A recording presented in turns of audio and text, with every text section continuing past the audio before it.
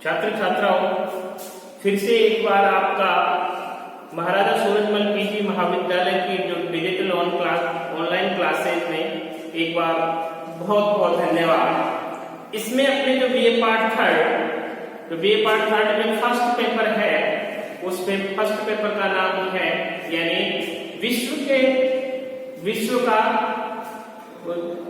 प्राकृतिक प्रदेश, जिसमें अपने विश्व के प्राकृतिक प्रदेश का अध्ययन कर रहे थे। यानी विश्व का जो प्राकृतिक प्रदेश है, उस विश्व के प्राकृतिक प्रदेश के बाद में जो अब अपना टॉपिक है विश्व के प्राकृतिक प्रदेश हो गए। तो विश्व के प्राकृतिक प्रदेश मुख्य रूप से दो प्रकार के थे। एक तो थे केंड्रू के अनुसार, हर्बर्टसन के अनुसार। तो हर्बर्टसन के अनुसार उसमें 6 तो गौण भाग थे और 6 मुख्य भाग थे और 15 गौण भाग थे। वैसे ही डॉक्टर आर.एल. भल्ला के अकॉर्डिंग अपने विश्व के प्राकृतिक प्रदेश पढ़े थे। तो विश्व के प्राकृतिक प्रदेशों में आर.एल. भल्ला ने 4 भागों में बांट के 4 भाग उनके थे और 17 भाग उसके क्या थे, गौण भाग थे। इस प्रकार अपने विश्व के प्राकृतिक प्रदेश पढ़े। अब विश्व के प्राकृतिक प्रदेशों के बाद में अब अपने पढ़ने जा रहे हैं यानी ज्योग्राफिकल स्ट्रक्चर ऑफ एशिया, यानी एशिया का धरातलीय स्वरूप। एशिया का धरातलीय स्वरूप, एशिया महाद्वीप का जो धरातलीय स्वरूप है वो एशिया महाद्वीप का धरातलीय स्वरूप कैसा है, उसके बारे में आज अपने अध्ययन करने जा रहे हैं। तो सबसे पहले अपने जो वर्ल्ड का जो मैप है, इस वर्ल्ड के मैप में जो एशिया महाद्वीप है, इस एशिया महाद्वीप की ये लोकेशन बनती है, ये स्ट्रक्चर है। तो इसके अकॉर्डिंग आज अपने क्या करने जा रहे हैं, इसका अध्ययन करने जा रहे हैं। तो जो इसकी भूगोलिक संरचना देंगे, एशिया महाद्वीप की जो भूगोलिक संरचना, इस भूगोलिक संरचना के अनुसार इस एशिया महाद्वीप को मुख्यतः 5 भागों में बांटा गया है। यानी भूगोलिक संरचना के आधार पर, भूगोलिक संरचना के आधार पर इसको 5 भागों में बांटा गया है। 5 भागों में बांटा गया है। ये 5 भाग यानी 5 भागों में बांटा गया, जिसमें पहला है उत्तर के प्राचीनतम भूखंड, यानी उत्तर के फर्स्ट है उत्तर के प्राचीन भूखंड, उत्तर के प्राचीन भूखंड। अब इन उत्तर के प्राचीन भूखंड में एशिया महाद्वीप के उत्तरी भाग में प्राचीन, यानी एशिया महाद्वीप के उत्तरी भाग में प्राचीन शैलों के 4 भूखंड मिलते हैं। यानी जो एशिया महाद्वीप है, एशिया महाद्वीप के उत्तरी भाग में 4 प्राचीन शैलों के 4 भूखंड मिलते हैं। इन भूखंडों का निर्माण यानी कैम्ब्रियन युग से पूर्व की कैम्ब्रियन युग से पूर्व की जो रवेदार चट्टान है, इन रवेदार चट्टानों से निर्मित बताया गया है, निर्मित बताया गया है। कैम्ब्रियन युग की जो रवेदार चट्टानों से हुआ है तथा इन भूखंडों की चट्टानें बहुत ही कठोर है, यानी क्या है, मजबूत है। इन भूखंडों का निर्माण यानी इन भूखंडों की जो चट्टानें हैं बहुत कठोर हैं। इन भूखंडों में 4 भूखंड प्रमुख हैं। जो 4 भूखंड कौन कौन से हैं, यानी पहला भूखंड है रूसी प्लेट। पहला कौन सा हो गया, रूसी प्लेट। रूसी प्लेट के बाद में दूसरा है अंगारा लैंड, सार्डियन क्रम, दूसरा ये अंगारा लैंड, तीसरा सार्डियन क्रम और चौथा है वो है, चौथा क्रम है इसमें चीनी में से। कौन सा, चीनी में से। ये 4 भूखंड है। यानी इसको कितने भागों में, उत्तर के प्राचीन भूखंड को कितने भागों में बांटा गया है, 4 भूखंड है। एक है रूसी प्लेटफॉर्म, जिसको रूसी प्लेटफॉर्म भी कह सकते हैं, रूसी प्लेट बेसिन भी बोल सकते हैं। दूसरा है अंगारा लैंड। ये अंगारा लैंड किसका भाग है, ये 33 सागर का एक अवशेष माना जाता है। और तीसरा है इसमें सेरेटिनियम मेसिक और चौथा है चीनियो मेसिक। ये चार भाग मिलकर किसका निर्माण कर रहे हैं? उत्तर के प्राचीन उपखंडों का।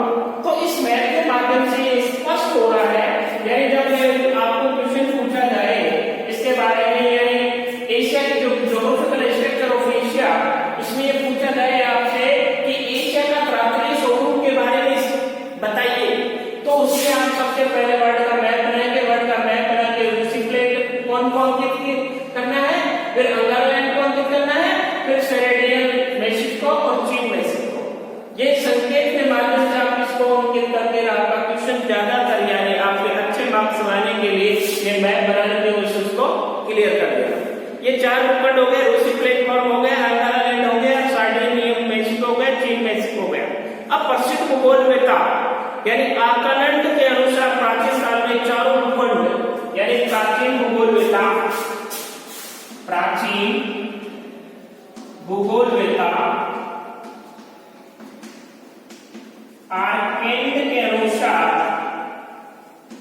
आर्केड के अनुसार प्राचीन काल में चारों भूखंड एक ही जगह स्थित थे। ये चारों क्या थे? आर्केड महोदय के अनुसार ये चारों भूखंड क्या थे? एक ही जगह क्या थे? स्थित थे। ये चारों एक ही जगह स्थित होने के कारण तथा इस महाखंडों को अंगारालैंड कहा जाता था। इन चारों का जो मिक्स है, एक जगह थे, उसको क्या कहा जाता था? अंगारालैंड। जो वर्तमान में ये है, ये अंगारालैंड, इसको चारों को मिलाकर क्या बोला गया? अंगारालैंड, अंगारालैंड कहा जाता था। और भूगर्भिक हलचल के कारण ये महाखंड क्या हुए? भ्रमित हो गए, इन्हें टूट गए। यानी जब भूगर्भ में हलचल हुई, तो भूगर्भ में हलचल होने की वजह से ये भूखंड क्या हुए? आप शरीर में टूट गए। टूटने के पश्चात इनका क्या हो गया? विखंडन हो गया, यानी ये बिखर गए। और बिखरने के पश्चात कौन कौन से बन गए? ये चार प्लेटफॉर्म बन गए, जो रूसी प्लेटफॉर्म, अंगारालैंड प्लेटफॉर्म, चीनी मेसिक और सेरेडियन प्लेटफॉर्म बोल दो, चाहे मेसिक बोल दो। ये चारों का क्या हो गया? टुकड़े हो गए, ये चारों अलग अलग स्थापित हो गए। तो किसका निर्माण कर रहे हैं? मुख्य रूप से उत्तर के प्राचीन भूखंड का। अब बात करते हैं अपने ये वेगनर महोदय था, यानी ग्रिफिथ, जो वेगनर महोदय ने महाद्वीप विस्थापन सिद्धांत की विवेचना की थी, यानी उसने सबसे पहले महाद्वीप विस्थापन सिद्धांत देने वाला वेगनर महोदय था। तो इस वेगनर महोदय ने यह भी स्पष्ट किया था कि जो आज वर्तमान में जो 33 सागर है, ये 33 सागर पहले क्या था? यानी एक जगह यहाँ काफी भूखंड इकट्ठे हुए। भूखंड होने के पश्चात यहाँ एक पहले, जब वर्तमान में जो थार का मरुस्थल है, उस थार के मरुस्थल के नीचे पहले क्या था? 33 सागर था। उस 33 सागर के ही टुकड़े होने से, यानी गोंडवाना लैंड और अंगारालैंड, दो भूखंडों की रचना हुई।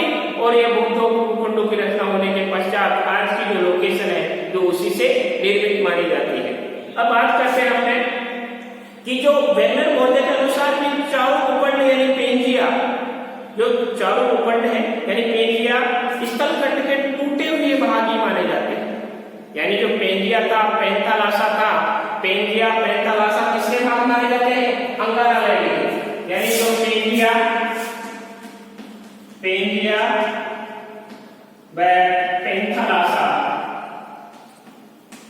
पैंथालासा ये किसके भाग माने जाते हैं?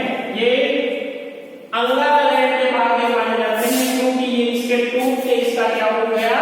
विखंडन हो गया। इसका विखंडन होकर इसका निर्माण हुआ है। तो इसमें जो ये पेंजिया था, इस पेंजिया में आग्नेय, ग्रेनाइट, नीस, यानी आग्नेय, ग्रेनाइट, नीस आदि चट्टानों के नीस तथा शिष्ट मुख्य चट्टानें हैं। नीस तथा शिष्ट मुख्य चट्टानें पाई जाती हैं। आग्नेय चट्टानें हो गई, ग्रेनाइट हो गई, नीस हो गई, शिष्ट हो गई। ये आग्नेय मुख्य चट्टानें किसमें पाई जाती हैं? पैंथालासा। ये पेंजिया व पेंथालासा का ही एक भाग है। इन भूखंडों में रूसी प्लेटफॉर्म इसके पश्चिम भाग में स्थित है। जो रूसी प्लेटफॉर्म ये इसके पश्चिम भाग में कौन सा हो गया, ये पश्चिम भाग, तो इसके पश्चिम भाग में रूसी प्लेटफॉर्म स्थित है, जो आपको नक्शे में प्रदर्शित किया गया है। नक्शे में आप इसको देख सकते हो स्पष्ट, यानी पश्चिमी भाग में स्थित है, जिसका अधिकांश भाग यूरोप महाद्वीप में फैला है। यानी जो रूसी प्लेटफॉर्म है इसका अधिकांश भाग इसमें रूसी यानी यूरोप महाद्वीप में फैला है। अंगारा लैंड भूखंड मध्य साइबेरिया में स्थित है। जो अंगारा लैंड है ये मध्य साइबेरिया में स्थित है। इसमें मध्य साइबेरिया में स्थित है। कौन सा, ये अंगारा लैंड मध्य साइबेरिया में स्थित होने के कारण। अब दूसरा है दक्षिण के प्राचीनतम भूखंड, दूसरा सेकंड दक्षिण के प्राचीन भूखंड। दक्षिण के प्राचीन भूखंड, जो दक्षिण के प्राचीन भूखंड है, ये दक्षिण के प्राचीन भूखंड मुख्य रूप से अरब प्रायद्वीप एशिया महाद्वीप के जो पश्चिम में स्थित होने के कारण इसकी जो चट्टानें हैं पूर्व कैम्ब्रियन युग की प्राचीन लवेदार चट्टानें हैं। इसमें कौन सी पाई जाती है, यानी मुख्य रूप से एशिया महाद्वीप में गोंडवाना भूमि के 3 प्रमुख भूखंड पाए जाते हैं। इसमें कितने, एशिया महाद्वीप में गोंडवाना भूमि के एशिया महाद्वीप में गोंडवाना भूमि के 3 खंड पाए जाते हैं। 3 खंड पाए जाते हैं। इन 3 खंडों में सबसे पहला है अरब प्रायद्वीप।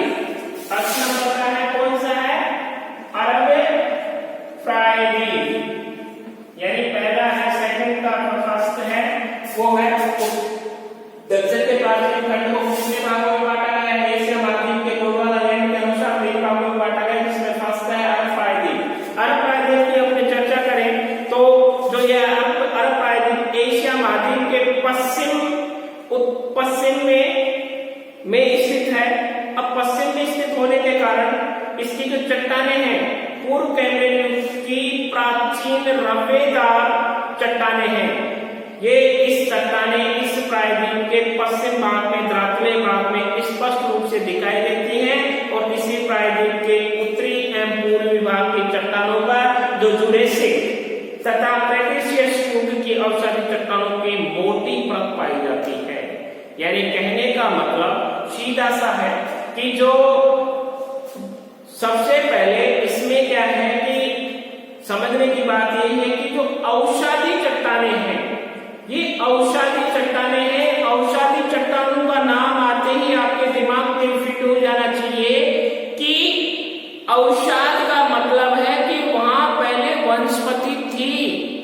अब वनस्पति के कई वर्षों से सड़ने गलने के कारण जो जीवाश्म उत्पन्न हुआ, उसी जीवाश्म को क्या कहा जाता है, यानी उसको क्या कहा जाता है, अवसादी चट्टान बनी है उनसे।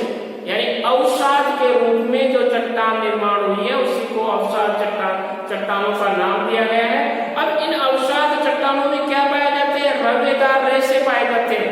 क्यों पाए जाते हैं रवेदार रेशे, क्योंकि जिस प्रकार अपने पेड़ पौधों को कहीं सड़ा दे, जीव जंतुओं को कहीं गला दे और गलाने के पश्चात उसमें यानी कई प्रकार के रेशे पाए जाते हैं, उनमें पानी भी आराम से समा सकता है, इसलिए उनको अवसाद चट्टानों का नाम दिया गया है।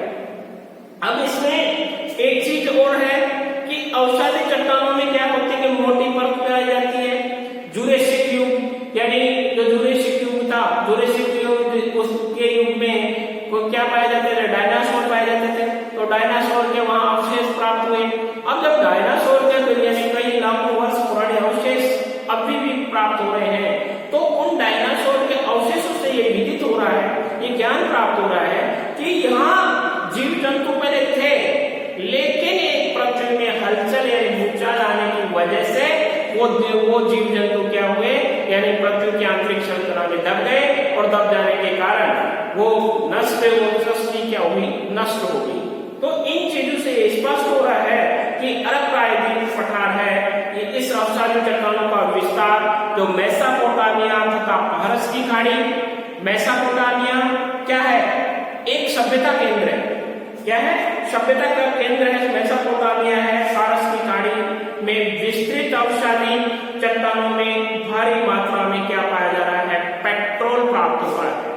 अब एक बात मैंने आपको पहले भी बताया था, अभी भी बता रहा हूं, और हमेशा इस चीज को ध्यान रखना कि जो कच्चा तेल है यानी खनिज पदार्थ के रूप में अपने को कच्चा तेल प्राप्त हो रहा है, वो कौन सी चट्टानों से प्राप्त होता है, वो प्राप्त हो रहा है अपने को अवसादी चट्टानों से।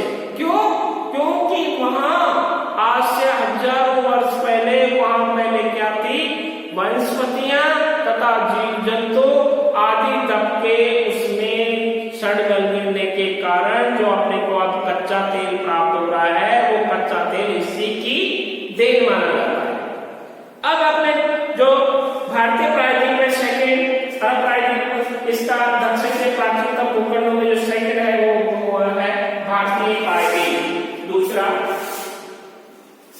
भारतीय प्रायद्वीप,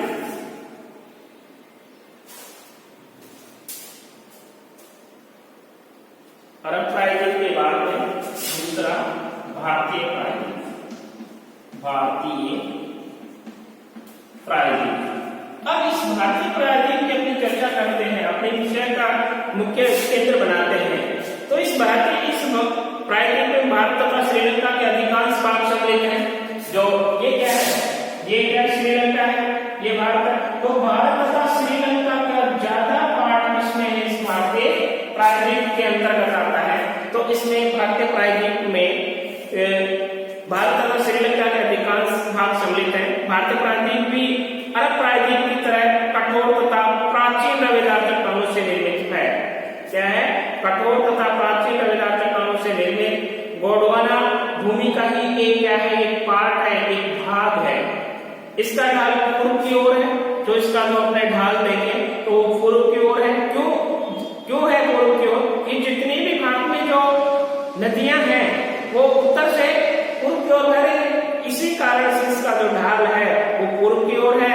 इस प्रायद्वीप के उत्तर पश्चिम भाग में दक्षिण के पठार पर लावा की एक मोटी परत जमी हुई है। दक्षिण का पठार कौन सा है, ये है दक्षिण का पठार, जो प्रायद्वीप भाग के नाम से जाना जाता है। इसमें एक लावा की क्या है, परत जमी हुई है, लावा की परत जमी हुई है। ये लावा की परत कहां से आई, या ज्वालामुखी विस्फोट के माध्यम से ये लावा की एक परत जमी।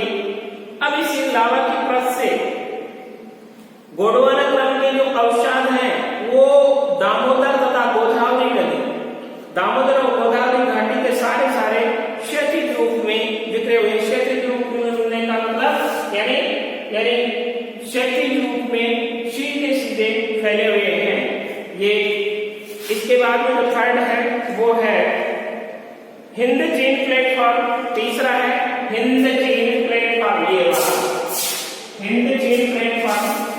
थर्ड हिंद चीन प्लेटफॉर्म, हिंद चीन प्लेटफॉर्म। अब हिंद चीन प्लेटफॉर्म में मुख्य रूप से यह एशिया महाद्वीप के दक्षिणी पूर्व में स्थित रवेदार कायांतरित चट्टानों से निर्मित एक पठारी भाग है। यानी कहने का मतलब ये एशिया महाद्वीप के दक्षिणी पूर्व में स्थित रवेदार कायांतरित चट्टानों से निर्मित एक पठारी भाग है, जो बिल्कुल सत्य है। उत्तरी अंगारा लैंड जो दक्षिण की ओर खिसकने लगा, जबकि दक्षिण का प्राचीन भूखंड गोंडवाना लैंड अपने स्थान पर स्थित रहा।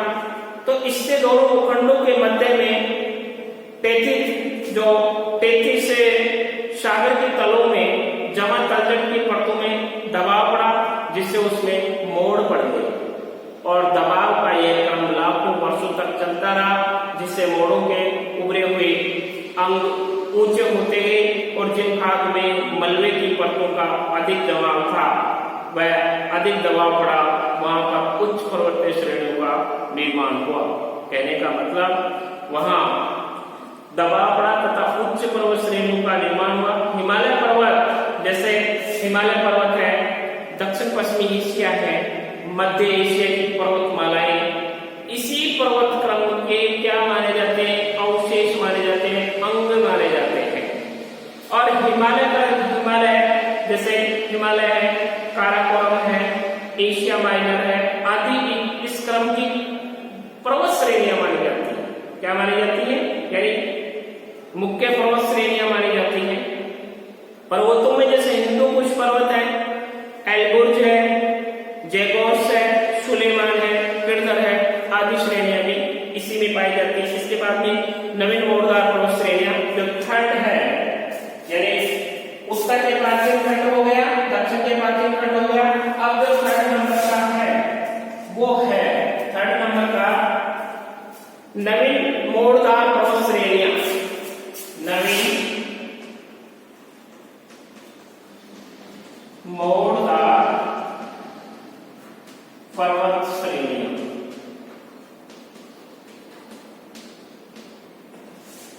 नवीन मोड़दार पर्वत श्रेणियां, ये नवीन मोड़दार पर्वत श्रेणियों में एशिया महाद्वीप के मध्य भाग में जो ट्रेसियरी कल्प की नवीन मोड़दार पर्वत श्रेणियों का क्रम मिलता है।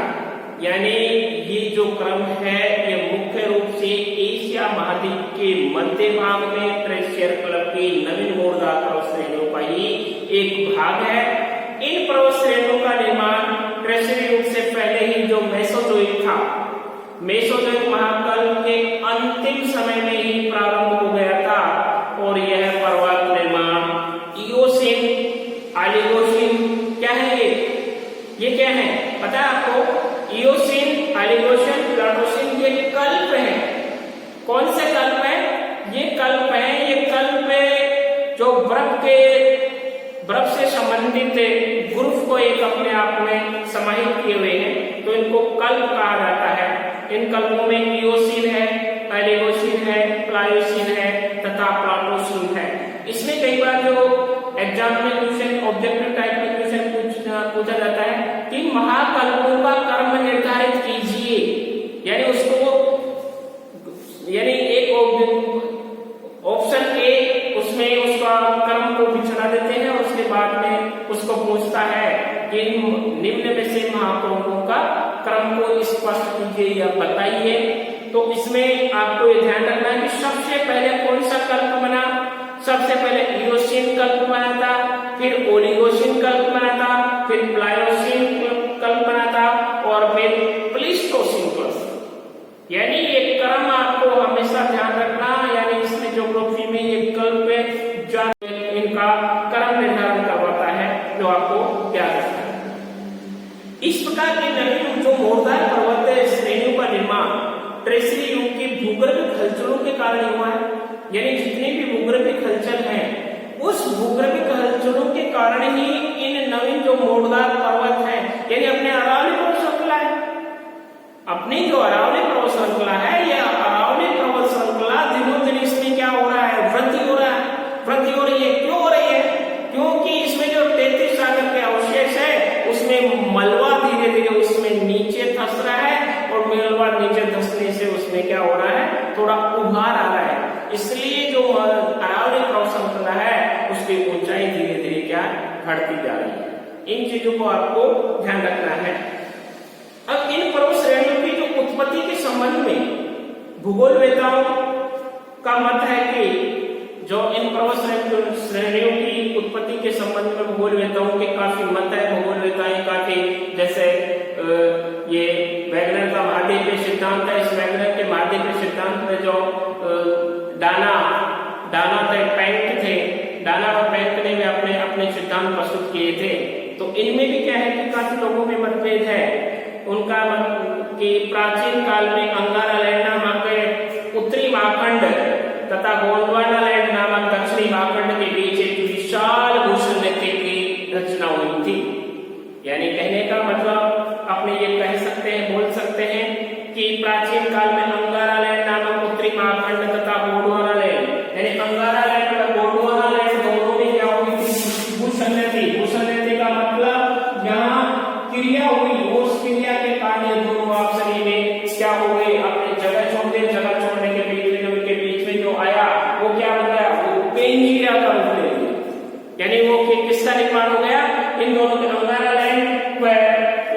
इसके बीच, दोनों के बीच में क्या बन गया, एक पेंजिया बन गया। और इस पेंजिया के कारण एक विशाल भूसंगति हुई और उसके कारण अब जो जिब्राल्टर से लेकर पूर्वी एशिया तक फैली हुई थी कौन सी, ये ही यानी अंगारा लैंड जिब्राल्टर से लेकर पूर्वी एशिया तक फैली हुई थी।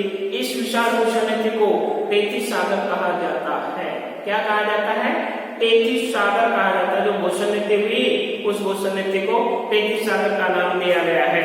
एशिया के पश्चिम और मध्य भाग में आज भी भूमध्य सागर, एशिया के पश्चिम और मध्य भाग में आज भी भूमध्य सागर, काला सागर, कैस्पियन सागर व अरब सागर के रूप में 33 सागर के अवशेष क्या है, विद्यमान है।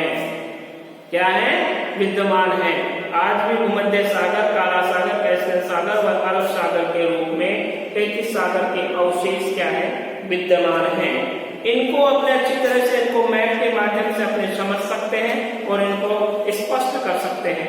अब जो फोर्थ भाग है, तो 5 भागों में बांटा गया, जिसमें फोर्थ भाग है अवशेष भाग। चौथा पॉइंट है वो है अवशेष भाग। ये अवशेष भाग है, ये अवशेष भाग, इसके अंतर्गत में सभी क्षेत्र सम्मिलित होते हैं। यानी अवशेष भाग के अंतर्गत सारे जो अवशेष भाग है इसके अंतर्गत वो सभी क्षेत्र सम्मिलित हैं जो उत्तर एवं दक्षिण मूर्धार पर्वत श्रेणियों के बीच स्थित है। यानी कहने का मतलब अवशेष भाग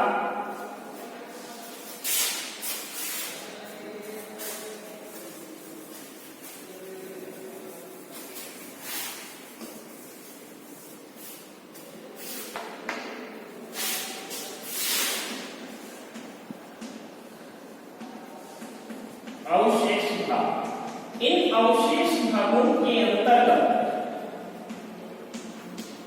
इन अवशेष भागों के अंतर्गत वे सभी क्षेत्र सम्मिलित किए जाते हैं। वे सभी क्षेत्र सम्मिलित किए जाते हैं, सम्मिलित किए जाते हैं उत्तर एवं दक्षिण की मूर्धार पर्वत श्रेणियों के बीच, उत्तर दक्षिण की मूर्धार पर्वत श्रेणियों के बीच, श्रेणियों के बीच स्थित है।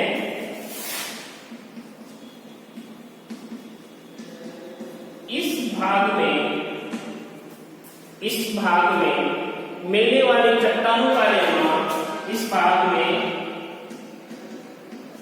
मिलने वाली चट्टानों के भाग, चट्टानों के भाग, चट्टानों का निर्माण, मिलने वाली चट्टानों का निर्माण पूरा जीवी कल्प में हुआ। चट्टानों का निर्माण पूरा जीवी कल्प में हुआ, कल्प में हुआ, पूरा जीवी कल्प में हुआ। तिब्बत का पठार कायांतरित चट्टानों का एक ऐसा ही चबूतरा है जो तिब्बत का पठार, तिब्बत का पठार कायांतरित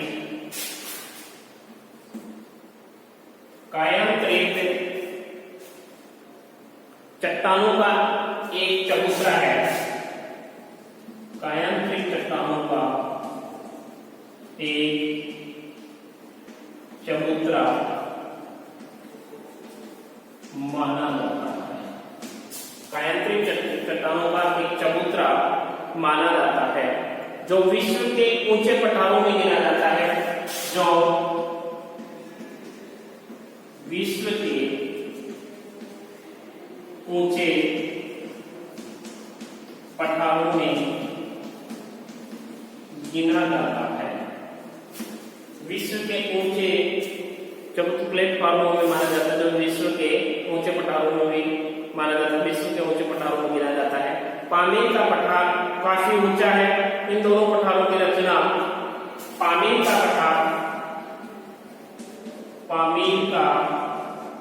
पठार काफी ऊंचा है। इन दोनों पठारों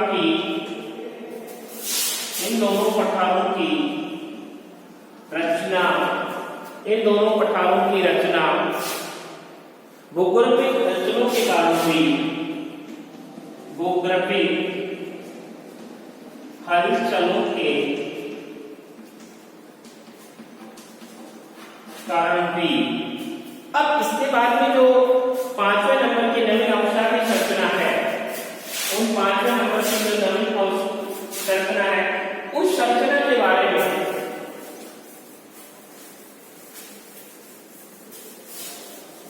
नवीन औषधि संरचना 5वें नंबर की नवीन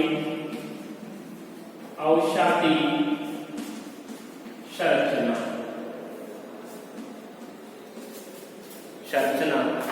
इसमें नवीन औषधि संरचना में एशिया में त्रेसठ काल के बाद, एशिया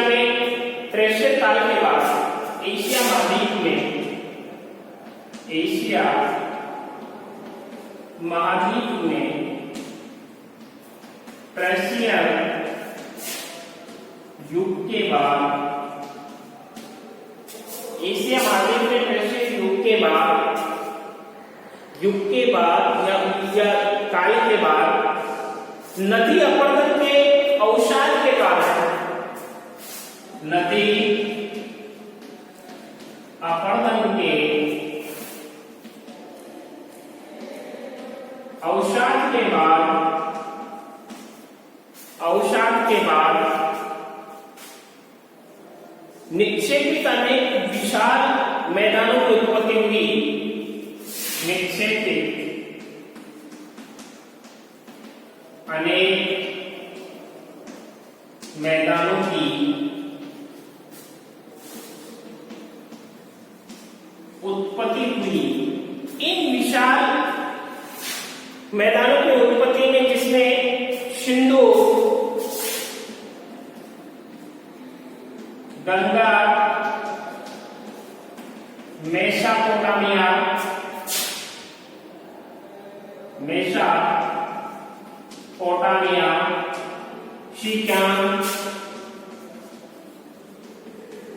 शिक्यांग और शिक्यांग के बाद हांगो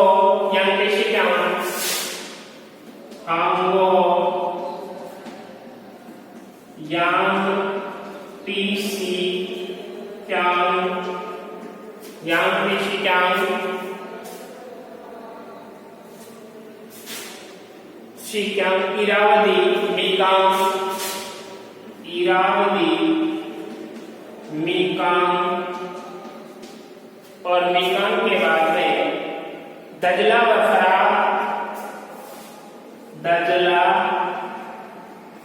फरात, येनेसी,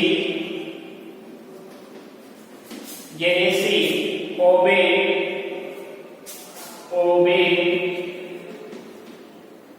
लीना नदियों के मैदान प्रमुख हैं। नदियों के मैदान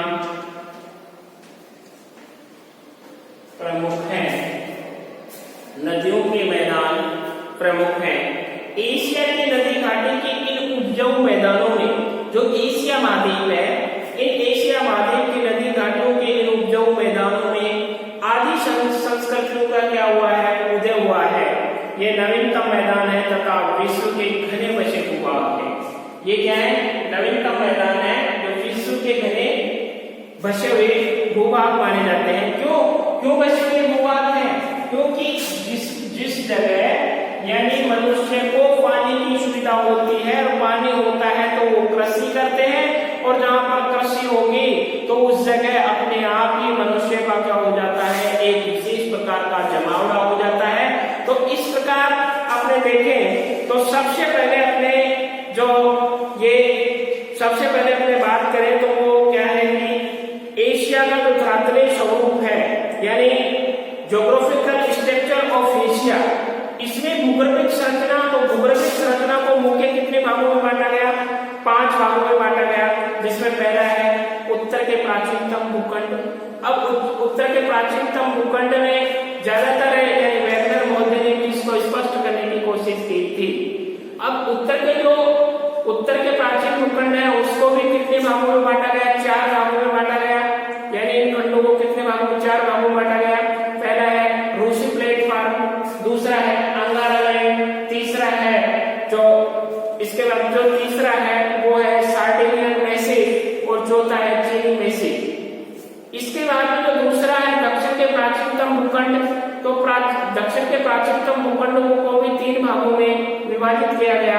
पहला है अरब प्रायद्वीप, दूसरा है भारतीय प्रायद्वीप और तीसरा है हिंद चीन प्लेटफॉर्म।